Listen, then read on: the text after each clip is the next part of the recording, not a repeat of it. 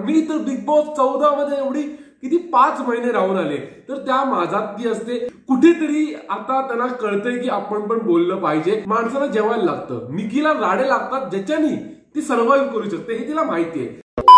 तर मित्रांनो, काल पुन्हा एकदा बिग बॉसच्या घरामध्ये फालतूमध्ये राडे झाले, काही कारण नव्हतं. बट निकीला कसं आहे ना, माणसाला जेवायला लागतं, निकीला राडे लागतात ज्याच्यानी ती सर्व्हाइव्ह करू शकते हे तिला माहितीये. तर आता आपण बघूया की कोण बरोबर आणि कोण चुकीचं. तर काल बिग बॉसच्या घरामध्ये पॅडी वर्सेस निकी झालं आणि त्याच्यावरनं आपण बघितलंच की सगळं कसं इकडे तिकडे पसरलं होतं. ठीक आहे, तर कालचा विषय ना खूप जास्त सिंपल होता. हे बघा, आपण पण बघितलेलं आहे की हे जे टीम बी वाले आहेत ना, ते तिला निकीला हजारदा सांगतात की तुझं लिव्हिंग एरियामध्ये जे काही स्टफ आहे आणि जे काही कपडे वगैरे आहेत ते सगळे आतमध्ये उचलून ठेव. पण तिचं असं आहे की मला कसं हे सांगू शकणार, मी तर बिग बॉस 14 मध्ये एवढी किती 5 महिने राहून आले, तर त्या माझ्यात ती असते आणि त्याच्यामुळे तिला समजतच नाही की लोक तिला चिडून नाही किंवा ऑर्डर नाही, एक रिक्वेस्ट करतायत आणि त्यांचं बरोबर आहे की जर समजा लिव्हिंग एरिया चांगला दिसला पाहिजे तर तू हे जे कपडे आहेत ना ते जरा आत उचलून ठेव, हे तिला रिक्वेस्ट केली जाते.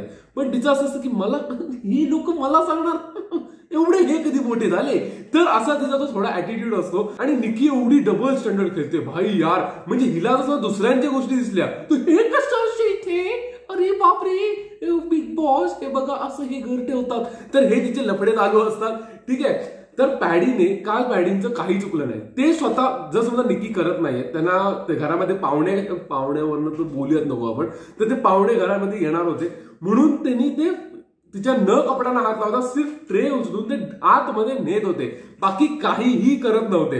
हिला फोटेज यार, सकाळी उठून नाश्ता नाही केला तरी चालेल पण फोटेज पाहिजे असं त्या लेवलला होती ती. आणि तिने सगळ्यांचे कपडे इकडे तिकडे गेले. मी तुम्हाला सांगतो, आणि ती जान्हवी, अरे रे रे थांबा, मी जे सांगणार होतो ते नंतर सांगतो, पण ते जान्हवी काल ती तोंडावरती पडली. पण आता तिने ते सगळे ड्रामे वगैरे रडून बिडून त्याच्यावरती आपण नेक्स्ट व्हिडिओमध्ये बोलणार आहोत. पण एवढे ड्रामे वगैरे करून तिची साईड घेतली, सगळं घेतलं आणि ते 4 जण आपल्या धुंदीत असतात आणि तो एवढासा छोटा, मी त्याला चिडवत नाहीये पण त्याला का मस्ती मध्ये मध्ये करायची हेच कळत नाही. तर तो असं इकडे तिकडे करत होताच त्यांच्या साईडने. आणि काल पॅडीचा मला गेम ना भाई जेन्युअनली मस्त वाटला. त्यांनी स्वतःची स्टँड घ्यायला सुरुवात केली आणि टीम बी कुठेतरी आता त्यांना कळतंय की आपण पण बोललं पाहिजे आणि ते प्रॉपर गेम खेळतायत आणि आता तो मजा येणार आहे बघण्यासाठी.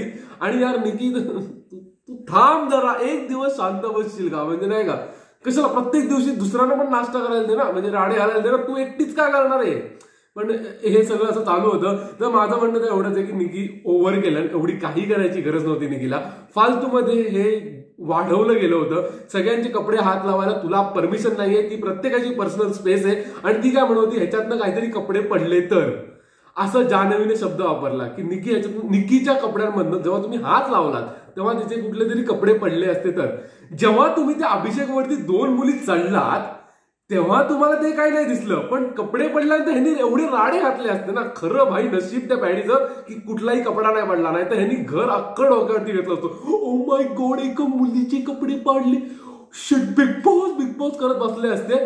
सो ओव्हर ऍक्टिंग की दुकान आहे, त्याला माहिती की ते असंच काहीतरी करून घरामध्ये सर्व्हाइव्ह करू शकतात. आणि आपण ना मेन त्या अरबाजवरती होणार आहोत की त्यांनी का आपला फोन नंबर दिला नाही. तर हे सगळं ऐकण्यासाठी कमेंट करून सांगा. आणि तुम्हाला काय वाटतंय की काल पॅडी बरोबर होते की निकी बरोबर होती, हे पण मला कमेंट करून सांगा. आणि आता आपण भेटू आपल्या नेक्स्ट व्हिडिओमध्ये लवकरच. तब तक के लिए stay safe, stay cool, bye.